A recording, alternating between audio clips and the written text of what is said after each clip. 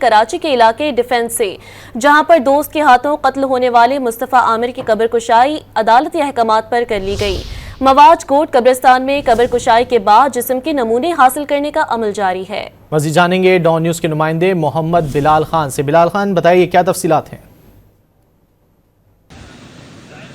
जी बिल्कुल, देखिए मवाज कोट के इलाके में ईदी फाउंडेशन के कब्रिस्तान के मकाम पर मैं मौजूद हूँ और यहाँ पर मुस्तफ़ा आमिर अगवा और कत्ल केस के हवाले से अदालती अहकामात आए थे कि कब्र कुशाई की जाए, जिसके बाद यहाँ पर अब कब्र कुशाई का सिलसिला जारी है। मेरा कैमरामैन आपको दिखाएगा कि तमाम तर जो तैयारी है वो मुकम्मल होने के बाद अब प्रोसेस शुरू कर दिया गया है, जबकि अदालती अहकामात पर यह तमाम तर कब्र कुशाई का सिलसिला शुरू हुआ है और इस पर मेडिकल बोर्ड बनाया गया था। मेडिकल बोर्ड में पुलिस सर्जन डॉक्टर सुमैया को सरबरा रखा गया था, जबकि दो मज़ीद मेंबरान शामिल किए गए थे, जिसमें एक डॉक्टर चंदलाल हैं, दूसरे जो MLO हैं जिन अस्पताल के, उन्हें भी शामिल किया गया है। ये ईदी का कब्रिस्तान है और यहाँ पर जो कब्र कुशाई हो रही है, मेरा कैमरामैन आपको दिखाएगा कि कब्र को चारों तरफ से ढाँप दिया गया है, करातें लगाई गई हैं, जबकि यहाँ पर जो डॉक्टर